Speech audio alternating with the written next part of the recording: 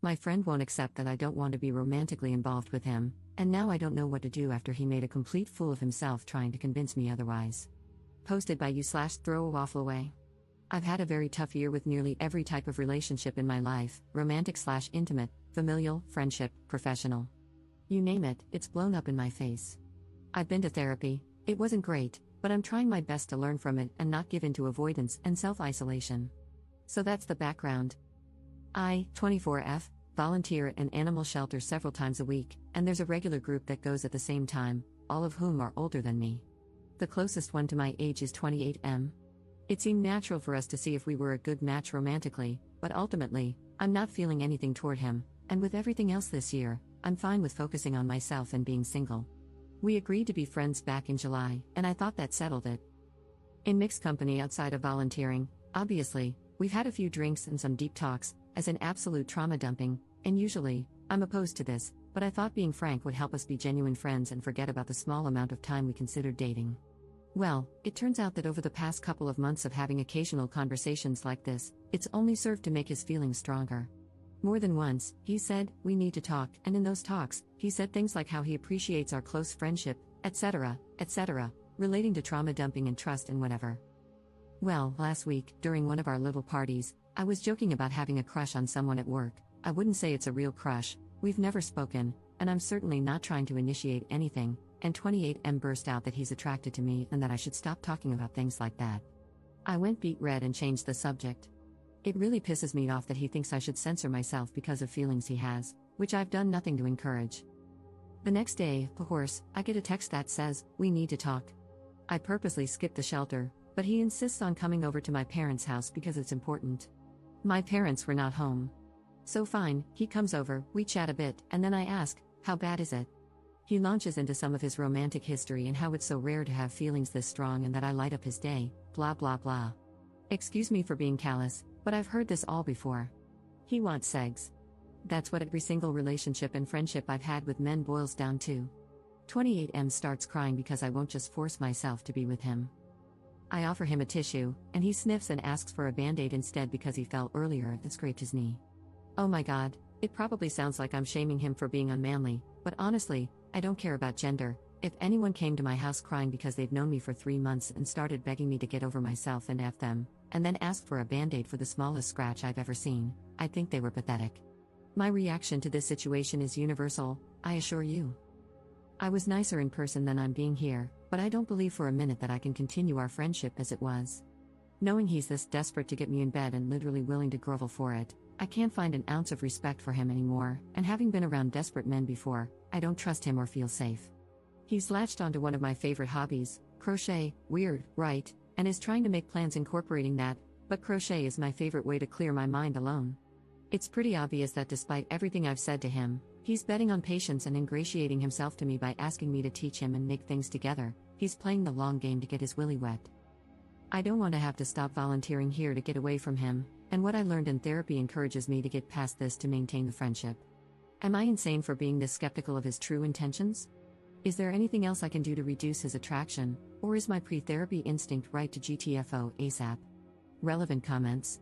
Commenter. This guy isn't your friend. He would have put these feelings in check immediately if he were truly your friend. He would have asked for distance while his feelings cooled down, anything but coming to you, begging for a relationship. He's a 28-year-old man, not some hormone-driven teen. He heard you when you said that you just want to be friends, and he's decided that's not good enough for him. Ops response.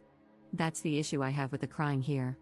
I'm all for men being vulnerable and stuff, but this felt extremely manipulative, though I can't imagine how that would make me want to rip my clothes off, Lamau. I wasn't nice in how I described my feelings toward it, but I've seen Reddit pounce on stuff like that. Sure enough, a couple of comments came through, and I'm pretty heated that one of my first attempts at friendship again ended up the exact same way, all about waiting for me to give in. Here's another potential attack point for the internet. I guess I'm pretty, whether or not I wear makeup, so I've pretty much always been treated like this. Every guy friend I thought I had has gone there eventually. Even years later, it's I always had a crush on you, or I think I'm making a friend, but I get ghosted if I bring up that I like someone else. It's pretty clear my only value is having certain anatomy and a face that doesn't make people gag, and I don't have any empathy left anymore for situations like this. He never specifically said he wanted to F me, just be with him, but I can't see any possibility that he means me as a human and not a sex doll after dozens and dozens of experiences. Commenter. Interesting, I thought therapy was usually helpful in setting boundaries. I feel like you should consider finding a new therapist if this one is encouraging you to maintain relationships with people who don't respect you or your boundaries. You did have a hand in his trauma bonding with you, another sign that your therapist is failing you. Find a new animal shelter to volunteer at. If there isn't another one in your area, you should consider finding a different place to volunteer if you enjoy contributing to your community in that way. But maintaining any kind of relationship with him at this point is just plain stupid. Ops response. Yeah, I learned pretty quickly after therapy that my exposures for social anxiety made everything worse.